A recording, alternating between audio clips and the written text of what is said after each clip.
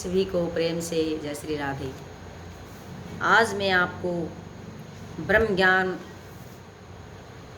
मतलब जो अर्जुन जब द्वारिकाधीश से वापसी लौटे थे और जब उसको द्वारिकाधीश जब उसका विनाश हो जाता है, जब वो पानी में द्वारिका डूब जाती है तो उससे वो अर्जुन बहुत दुखी होता है। तो उसी के प्रसंग में आज सूत जी क्या कह रहे हैं सुने। सूत जी बोले, वशीभूत प्राण प्रेम के वशीभूत भगवान के चरणों में ध्यान करते रहने से अर्जुन की चित्तवृत्ति अत्यंत निर्मल हो गई, क्योंकि वो हमेशा भगवान के कृष्ण भगवान के साथ ही रहता था। तो उसको पूरा ध्यान उसका कृष्ण भगवान में ही निर्मल था। उस युद्ध पहले भगवान के द्वारा किया गया गीता ज्ञान पुनः स्मरण हो गया, क्योंकि जब उसकी द्वारिका नष्ट हो गई थी तो उसकी कृष्ण की बातें याद कर रहा था अर्जुन, और बातों को याद करते करते वो उसको भी उस गर्भ ज्ञान को गीता ज्ञान को वो याद कर रहा है कि कृष्ण भगवान ने मेरे को कैसे गीता का उपदेश सुनाया था, कि सब कुछ कृष्ण ही तो था और मैं उसके साथ इतने दिनों तक रहा। मतलब उन बातों को याद कर रहा है वो। तो अर्जुन ने गुणातीत अवस्था प्राप्त कर ली। भगवान के सौ धाम प्रायणों यदुवंशियों के संहार का वृतांत सुनकर युधिष्ठिर ने भी स्वर्गरोहण का निश्चय कर लिया। उनका पूरा वृतांत सुनकर युधिष्ठिर ने भी सोचा कि मुझे भी अब मतलब नहीं रहना, इधर स्वर्गवास को ही जाना है, अपने प्राणों को त्याग देना है। महारानी कुंती ने भी सभी समाचार जानकर संसार में मोह बंधन तोड़ दिया। कुंती ने भी ये समाचार सुना और ये बातें सुनी, उनको सब कुछ याद किया, तो उसने भी वो मोह बंधन तोड़ दिया। जिस दिन श्री कृष्ण ने सौ धाम को प्रस्थान किया उसी दिन कलयुग आ ठहरा। उसी दिन से कलयुग का इधर पहरा हो गया था। उसी दिन कलयुग ने, क्योंकि कलयुग तो इंतजार कर रहा था कि कब श्री कृष्ण भगवान ये द्वारिका छोड़ के स्वर्गलोक में आए, और जब वो बैंक उठाएंगे तभी हमारा वहाँ पर पैर जमेगा। तो कलयुग आधम का काली का प्रसार छिपा न रह सका। महाराज युधिष्ठिर ने देखा कि देश नगर समस्त प्राणियों में लोभ, असत्य, अधर्म, हिंसा आदि, झगड़ा, जुआ, शराब, बुद्धि मतलब बिल्कुल भ्रष्ट हो चुकी थी, बुद्धि पा चुके हैं। तो अपने पुत्र परीक्षित का राजाभिषेक कर गृहस्थाश्रम धर्म को छोड़कर संन्यास ग्रहण कर निकल पड़े, क्योंकि जब ये पता था उनको कि अब पूरे अधर्म कार्य होने वाले हैं यहाँ पे और अब क्या किया जाए, तो उन्होंने अपने पुत्र परीक्षित को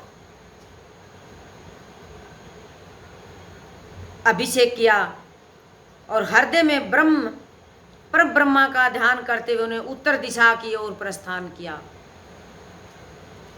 सभी पांडवों ने, अर्जुन सहित सभी पांडव परिवार भी श्री कृष्ण के चरणों की प्राप्ति के लिए उनके पीछे चल पड़े। भगवान की निश्चित भक्ति के कारण उनकी बुद्धि सर्वथा परिशुद्ध हो गई, क्योंकि उन्होंने कोई अधर्म काम कभी किया ही नहीं था। तो उनकी बुद्धि शुद्ध हो गई और भगवान उस रूप के अन्य भाव से शिथिल हो गए जिससे निष्पाप पुरुष ही प्राप्त कर पाते हैं। राज्याभिषेक के पश्चात ईश्वर भक्त राजा परीक्षित ब्राह्मणों की शिक्षा के अनुसार शासन करने लगे। उनकी ऐरावती नाम की पत्नी थी। उनके 4 जन्मजे आदि पुत्र थे। कृपाचार्य के आचार्य पद के अंतर्गत उन्होंने गंगा तट पर 3 अश्वमेध यज्ञ किए थे। राजा परीक्षित को विदित हो चुका था कि कलयुग का आगमन हो चुका है। वे इससे दुखी भी थे, किंतु युद्ध का अवसर प्राप्त हुआ, ज्ञान अधिक दुखी न हो, किंतु युद्ध का अवसर प्राप्त हुआ जानकर अधिक दुखी न हो, धनुष बाण हाथ में ले लो, दिग्विजय करने के लिए निकल पड़े। परीक्षित को पहले ही पता चल चुका था, क्योंकि वो तो साक्षात ये सोच लो कि भगवान का ही बचाया हुआ अंश था, तो उसमें पूरा ज्ञान था और उसे पहले ही ज्ञात हो जाता था कि अब क्या होने वाला है। तो वह दिग्विजय के लिए निकल पड़ा। उन्हें देश में सब जगह अपने पूर्वजों सयूस मिलने को सुनने को मिला। उस यशो ज्ञान से भगवान श्री कृष्ण की महिमा प्रकट होती है। जो लोग उन्हें यह चरित्र सुनाते परीक्षित उन पर बहुत प्रसन्न होते थे तथा उनकी भक्ति भावनाएं श्री कृष्ण के प्रति और भी दृढ़ हो जाती थी। उन्हीं दिनों उनके पड़ाव से थोड़ी दूर उन्होंने एक अलौकिक घटना देखी। मतलब किसने देखी? राजा परीक्षित ने। धर्म एक बैल का रूप धर के, धर्म है जो एक बैल का रूप धर करके एक पैर से घूम रहा था। बैल एक स्थान पर गाय के रूप में उसे पृथ्वी मिली। धर्म तो बैल बना हुआ था और पृथ्वी गाय बनी हुई थी। तो धर्म पृथ्वी से बोला, बैल गाय से बोला, धर्म पृथ्वी से बोला, कल्याणी कुशल से तो हैं, तुम्हारा मुख कुछ मलिन और हीन जान पड़ता है। तुम्हें कुछ न कुछ दुख तो जरूर हुआ होगा। वे क्या दुख है तुम्हें? तो कहीं तुम यह चिंता तो नहीं कर रही हो कि मेरे 3 पैर टूट गए हैं? क्योंकि वो बैल एक टांग के ऊपर खड़ा था और केवल एक ही रह गया है। संभाव है तुम अपने लिए दुखी हो। अब तुम पर दुर्जन लोगों का, क्योंकि सज्जन लोग तो धर्म कार्य में ही होते हैं, तुम पर दुर्जन लोगों का शासन होगा। अभी पृथ्वी को बोल रहे हैं वो। क्या तुम दुष्चरित्र मनुष्यों द्वारा सताई गई स्त्रियों के लिए दुखी हो? क्या तुम उसको सहन कर पाओगी? अब मैं समझ गया हूं, हो न हो तुम्हें भगवान श्री कृष्ण की याद आ रही होगी, क्योंकि वे आपका भार हरण करने के लिए ही अवतरित हुए थे, जिन्होंने अनेक ऐसी लीलाएं की जिनके सुनने और मनन करने मात्र से जीव को मोक्ष की प्राप्ति हो सकती है। तुम मुझसे अपने मन को, कलेश को कहो।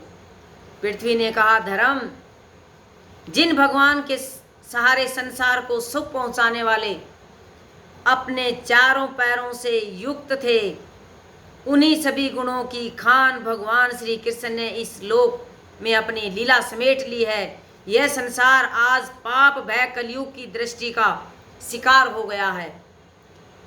यही सब मेरे दुख का कारण है। जब धर्म और पृथ्वी इस प्रकार वार्तालाप कर रहे थे, धर्म और पृथ्वी, तो राजा परीक्षित भी पूर्व वाहिनी सरस्वती तट पर आ पहुंचे। वहां उन्होंने देखा कि एक राज्य वेशधारी पुरुष हाथ में डंडा लेकर एक गाय और एक बैल को बुरी तरह से मार रहा है।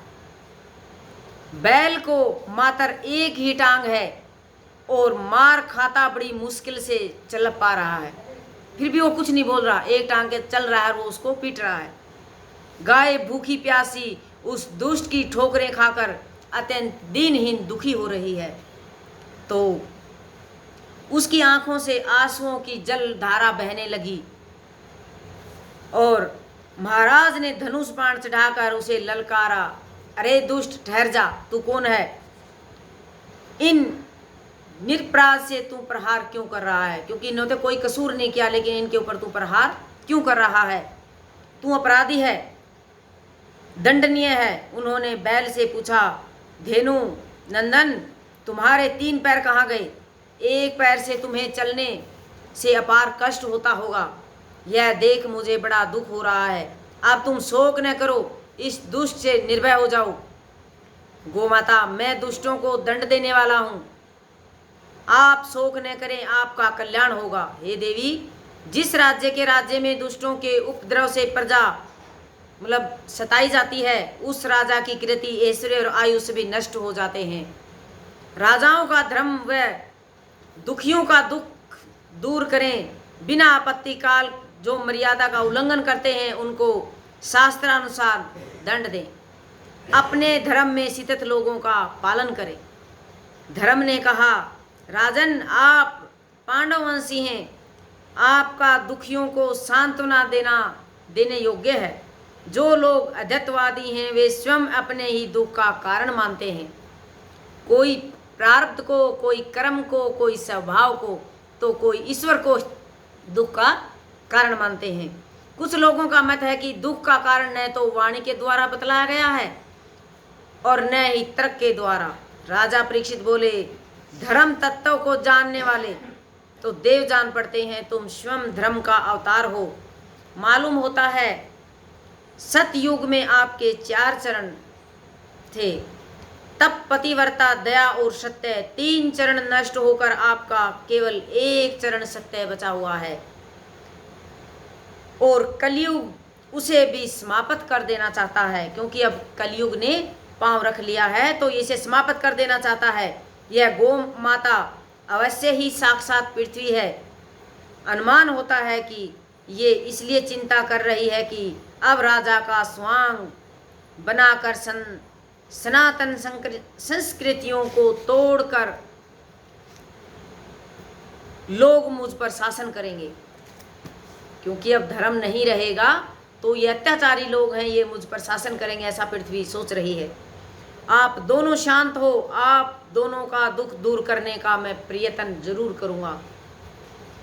लेकिन हाँ, काल ने तो अपना पांव रख लिया है। राजा परीक्षित ने इस प्रकार दोनों को सांत्वना देकर कलयुग का वध करने के लिए अपनी खड़ग उठाई। कलयुग ताड़ गया कि अब बचना कठिन है, वह राजा के चरणों में गिर पड़ा।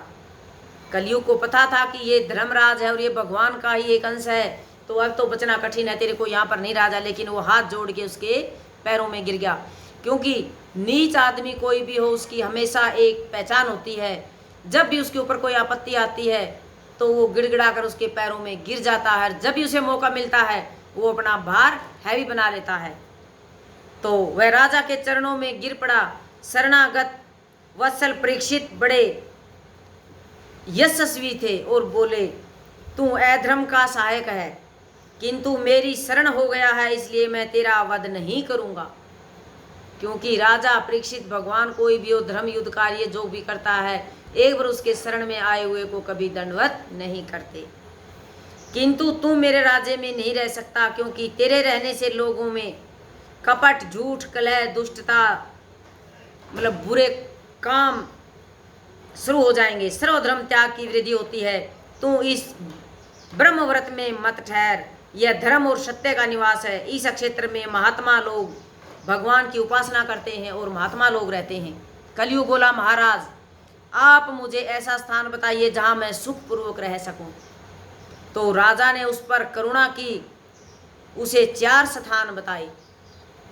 राजा परीक्षित ने कलयुग को 4 स्थान बताए। वो कौन कौन से हैं? एक, जुआ, जहां पर जुआ खेला जाता है। मदपान, जहां पर शराब पी जाती है। परिस्त्री गमन और हिंसा। इन 4 स्थानों में क्रमशः असत्य, मद, आसक्ति और निर्दयता आदि अधर्म वास करते हैं। इस पर कलयुग बोला, महाराज इन 4 स्थानों पर मेरा निर्वाह सुखपूर्वक नहीं होगा, कृपया करके मुझे एक स्थान और बता दीजिए। तो कल की विनय पूर्वक याचना सुनकर राजा ने उसे एक स्थान और दिया। और वो कौन सा स्थान? वो स्थान था सोने का, श्रवण। सोना बता दिया कि जहां ज्यादा अधिक सोना रहेगा, जहां सोना होगा वहां पर तेरा असर रहेगा। राजा परीक्षित कलयुग से कोई देश नहीं रखते थे, क्योंकि इसमें एक बहुत बड़ा गुण भी था कि इस काल में पुण्य कर्म संकल्प मात्र से ही फलीभूत होते थे। पाप कर्म का फल करने पर ही मिलता है। धार्मिक राजाओं, सत्यनिष्ठ व्यापारियों, प्रजा वर्ग के नेताओं और गुरुओं को इसकी प्रति आसक्ति नहीं रखनी चाहिए। परीक्षित ने धर्म रूपी 3 पांव तपस्या, सोच और दया को पुनः जोड़ दिया और धर्म और पृथ्वी को आश्वासन देके विदा किया। भाई बोले धर्म को और पृथ्वी को बोले, तुम अब अपने स्थान पर जाओ, कलयुग को मैंने शांत कर दिया है और मैंने इसको मतलब 4 जगह इसको बता दी है और एक श्रवण बता दिया है। अब ये राजा परीक्षित का अगला प्रसंग मैं आपको पार्ट 9 में सुनाऊंगी कि ये कैसे कलयुग ने राजा परीक्षित के ही मुकुट में बैठकर कैसे विनाश का कारण बन गया। सभी को प्रेम से राधे राधे।